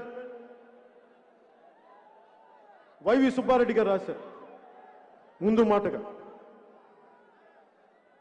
మా నెల్లూరు జిల్లా అధ్యక్షులు మనుక్రాంత్ రెడ్డి గారు, స్నేహితులు గిద్దలూరు నుంచి డాక్టర్ గౌతమ్ రెడ్డి అని, గౌతమ్ రెడ్డి గారు కదా ఆయన పేరు, మిమ్మల్ని గౌతమే కదా, గౌతమ్ రెడ్డి గారు నాకు నా మీద ప్రేమతో పుస్తకం ఇచ్చారు. మీరు రెడ్డి అనే పుస్తకాలు చదువుతారని చెప్పి, ఈ సామాజికంగా మీరు సమతుల్యతల మీద కులాల మీద చదువుతారు కదా, ఈ పుస్తకం చదవని మీకు అర్థం అవుతారంటే, ఆ రెడ్డి వైభవం పుస్తకంలో ముందు మాటగా వైవి సుబ్బారెడ్డి గారు రాశారు, ఇప్పుడున్న టీటీడీ చైర్మన్. ఆయన అన్న మాటలు ప్రస్తుతం మన సమాజాన్ని చాలా బలంగా చూపిస్తాయి. కుల ప్రాధాన్యతలు, ఆయన చదివిందే ఆయన రాసింది చెప్తున్నాను విత్ ఇన్ కోట్స్. కుల ప్రాధాన్యతలు పెరిగిపోతున్న తరుణంలో ఏ ఇతర కులాన్ని అగౌరవపరచకుండా ఎవరి కులాన్ని వారు అభిమానించుకోవటం ఒక సామాజిక అవసరంగా భావిస్తున్నాను. నేను వారిని గౌరవిస్తాను ఈ వాక్యాలకి. కానీ మరి వైవి సుబ్బారెడ్డి గారిని అడగదలుచుకున్నాను, మీరు ఒక కులాన్ని మరి మీరు ఇంత ఉన్నతంగా రాసి, ఒక వాస్తవిక ధోరణితో రాసి, ఒక కులాన్ని మీరు వర్గశత్రువుగా ఎలా ప్రకటించింది మీ పార్టీ? ఒక కులాన్ని మీరు వర్గశత్రువుగా ఎలా ప్రకటించారు? దానివల్ల అస్తవ్యస్తం అయిపోతుంది రాష్ట్రం. నేనే ఉన్నాను చాలాసార్లు తూర్పుగోదావరి జిల్లా నుంచి ఎవరు వచ్చినా రకరకాల మాటలు మాట్లాడుతూ ఉంటే అక్కడున్న పెద్ద సామాజిక వర్గమైన కాపులకి, శెట్టి బలిజలకి పడదని చెప్తా ఉంటారు. ఆ రోజున శెట్టి బలిజ సామాజిక వర్గానికి చెందిన పితాని బాలకృష్ణ గారు వస్తే ఒకటే చెప్పాను, మనం ఏ కులంలో పుట్టాలో ఎలా పుట్టాలో మనకు తెలీదు, ఎందుకు గొడవలని చెప్పి నేను కోనసీమకు పోయి శెట్టి బలిజ సామాజిక వర్గాన్ని కాపుల్ని కలిపి నేను సోషల్ ఇంజనీరింగ్ చేశాను. మీరు గొడవలు పెట్టుకోకండి, కలిసి ఉండండి.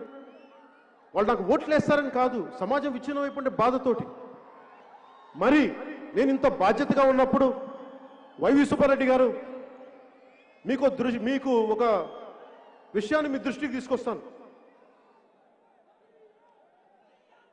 మీ కాకినాడ ఎమ్మెల్యే ద్వారంపూడి చంద్రశేఖర్ అనే వ్యక్తి నన్ను అకారణంగా పచ్చి బూతులు తిట్టాడు. నన్ను వినకూడని బూతులని తిట్టాడు. అది మీ వైసీపీ వాళ్ళకి అలవాటు అనుకోండి. నేను భరించాను, నేను తట్టుకున్నాను. కానీ నన్ను తిడితే మా మా జన సైనికులకు కోపాలు వస్తాయి, మా ఆడపడుచులకు కోపాలు వస్తాయి, మా వీర మహిళలకు కోపాలు వస్తాయి, మా నాయకులకు కోపాలు వచ్చినాయి. నానాజీ గారికి, పంతం నానాజీ గారికి, అందరికీ ఎందుకు ఇలా అన్నామని చెప్పి నిరసన చేయడానికి పోతే వాళ్ళ మీద దాడులు చేశారు. దాడులు చేయడమే కాకుండా నేను నిజంగా చెప్తున్నాను, ఈ రోజున ఇన్ని సంవత్సరాల్లో పార్టీ పెట్టిన 8 సంవత్సరాలు ఏ ఒక్క రోజు కూడా నా మీద ఇన్ని మానసిక అత్యాచారాలు చేసినా కానీ ఏ ఒక్క రోజు కూడా నేను ఎందుకు వచ్చాను రాజకీయాల్లోకి, తప్పు చేశాను ఒక్క క్షణం కూడా అనుకోలేదు. కానీ కొద్ది క్షణాల మటుకు మా ఆడబిడ్డల మీద, మా వీర మహిళల మీద దాడి చేస్తే వాళ్ళు ఏమి తిట్టారో నాకు చెప్తే ఆ రోజు అనిపించింది, అయ్యో నా బిడ్డల్ని ఎందుకు నేను ఈ పరిస్థితిలో పెట్టాను, నేను పాలిటిక్స్ రాకుండా ఈ పరిస్థితి వచ్చినది కాదా, ఆ కొద్ది క్షణాలు అనిపించింది నాకు. నేను ఈ రోజున చెప్తున్నానమ్మా, మీరు నా కోసం పడ్డ తిట్లకి మనస్ఫూర్తిగా ఇంత నిండు సభ ముందు మీ క్షమాపణలో నేను కోరుకుంటున్నాను.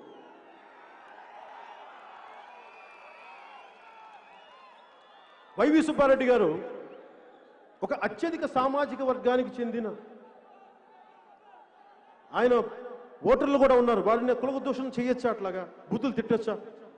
మీరెవరు చెప్పరా? వైవి సుబ్బారెడ్డి గారు మీరు చెప్పరా? మీరు విఘ్నులు, పెద్దవారు, కొంచెం గడ్డి పెట్టండి ద్వారంపూడి చంద్రశేఖర్ గారికి. అలాగే ద్వారంపూడి చంద్రశేఖర్ గారికి కూడా చెప్తా ఉన్నాను, గతంలో మీ కుటుంబానికి ఎస్పీ డిటి నాయక్ గారి ట్రీట్మెంట్ జరిగింది. భవిష్యత్తులో కనుక ఇలాగే చేస్తే భీమ్లా నాయక్ ట్రీట్మెంట్ అంటే ఏంటో చూపిస్తాను మీకు, మర్చిపోకండి. అలాగే ఎవరైనా సరే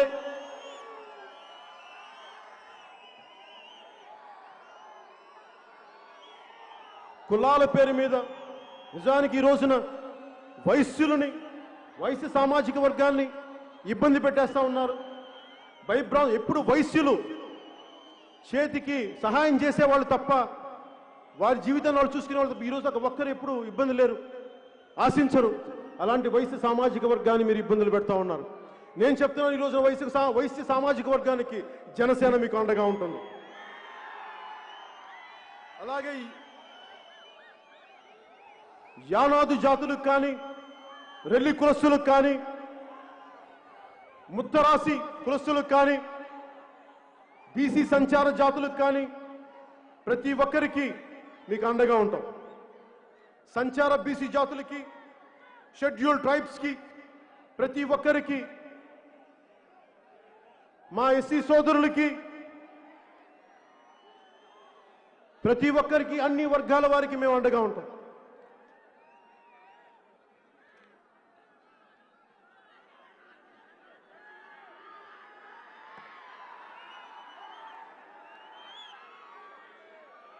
ఈ సభని ఈ మాటలు చెప్పి ముగిస్తున్నాను. పొరుగువాడి మంచితనం దుష్టుడి దురహంకారాన్ని రెచ్చగొడుతోంది. పక్కవాడి సౌభాగ్యం బాలిసుడి గుండెల్లో మంటల్ని రేపుతుంది. ప్రజలు నోళ్లు కొట్టి ప్రజాస్వామ్యాన్ని పాతిపెట్టి గజ దొంగలు ఈనాడు రాజులై ఏలుతున్నారు. బాలగంగాధర్ దేవరకొండ బాలగంగాధర్ తిలక్ రాసిన ఈ కవితా పంక్తులు వర్తమాన వైసీపీ ప్రభుత్వం నడిపిస్తున్న వ్యక్తులకి చాలా సహజంగా వర్తిస్తాయి. కర్ణుడికి కవచకుండలాగా. బాలీసుడు అంటే వైసీపీ శ్రేణులు చెప్తున్నాను, మూర్ఖుడు, నా ఉద్దేశంలో దుర్మార్గుడు అని అర్థం. అధికార మదంతో ఒళ్ళు బలిసి కొట్టుకుంటున్న వైసీపీ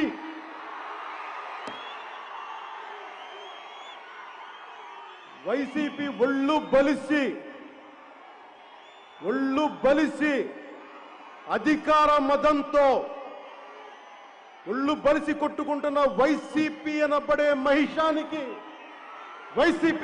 మహిషానికి కొమ్ములు ఇరగొట్టి కింద కూర్చోబెట్టి వచ్చే ఎన్నికల్లో సరికొత్త ప్రజాప్రభుత్వాన్ని స్థాపిస్తాం.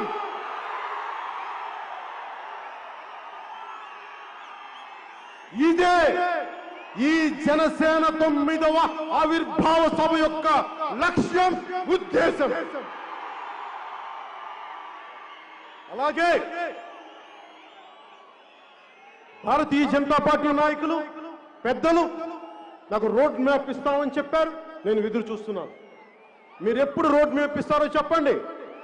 ఈ వైసీపీ ప్రభుత్వం ఎలా గద్దెదించాలో చెప్పండి, మేము చేస్తాం. అలాగే 1900 ఎమర్జెన్సీ టైంలో అప్పుడు కాంగ్రెస్ ప్రభుత్వానికి ఆ వ్యతిరేక శక్తులన్నీ ఎలా కలిసినాయో, వైసీపీ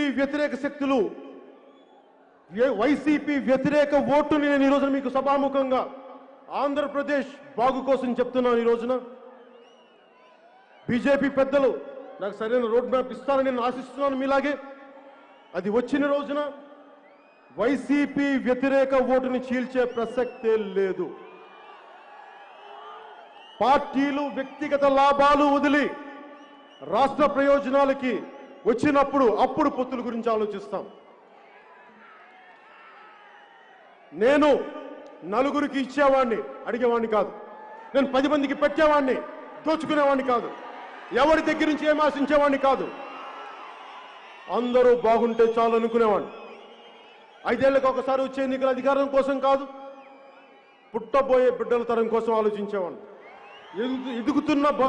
ఎదుగుతున్న తరం భవిష్యత్తు ఏం చేయాలని ఆలోచించేవాడిని. ఇన్ని సంవత్సరాలు ప్రజలకు అండగా ఉన్నాను, భుజం కాశాను.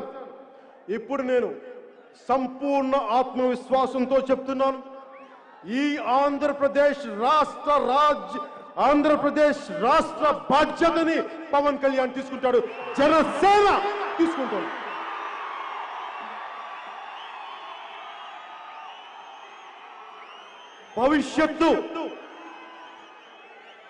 భవిష్యత్తు జెండాని మోయడం కంటే బాధ్యత ఏముంటుంది?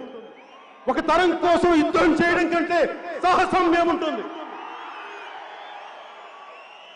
ఒకటే గుర్తుపెట్టుకోండి, కూల్చేవాడుంటే కట్టేవాడుంటాడు, విడదీసేవాడుంటే కలిపేవాడుంటాడు, చీకట్లోకి తోసేవాడుంటే వెలుగులోకి లాక్కొచ్చేవాడుంటాడు. తలెగరేసే పాలకుడుంటే తలెగరేసే పాలకుడుంటే తల బంతిని ఎగిరితన్నే పరశురాముడు ఉంటాడు. దోపిడీ చేసే వైసీపీ గూండాగాళ్ళు ఉంటే వారి దోపిడీని అడ్డుకునే జన సైనికులు ఉంటారు. వైసీపీది విధ్వంసం, జనసేనది వికాసం. వారిది ఆధిపత్యం, మనది ఆత్మ గౌరవం. అది అహంకారానికి అడ్డ. ఇది జన సైనికుల గడ్డ. జై జనసేన, జై జనసేన, జై జనసేన, జై హింద్. సర్వే జనా సుఖినో భవంతు. స్వస్తి.